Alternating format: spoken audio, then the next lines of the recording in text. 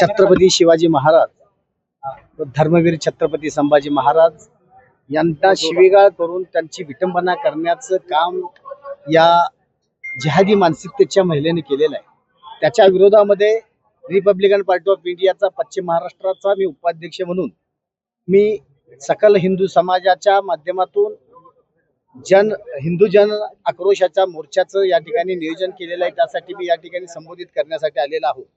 मी या तुमच्या माध्यमातून जिहाद्यांना सांगू इच्छितो की येणाऱ्या काळामध्ये अशा जर महापुरुषांच्या विटंबना होत असतील, महापुरुषांच्या बद्दल वाईट बोलणं चालू झालं असेल किंवा महापुरुषांच्या संदर्भामध्ये शिवीगाळ करण्याचं षडयंत्र जर चालू झालं असेल तर आम्ही जशाच तसं उत्तर दिल्याशिवाय त्यांना राहणार नाही।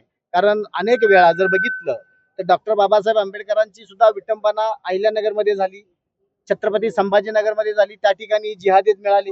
म्हणजे जाणीवपूर्वक महापुरुषांच्या विटंबना करून सर्वसामान्यांची डोकी भडकवण्याचं षडयंत्र या जिहाद्यांच्या माध्यमातून झालेलं आहे। प्रशासनाला व सरकारला माझी विनंती आहे, जे गुन्हे करतात या बाबतीमधले त्याच्या पाठीमागे कोण आहे त्याचा तपास करावा व त्याचा बिमोड करण्यासाठी प्रयत्न करावा, एवढी या ठिकाणी आमची मागणी आहे।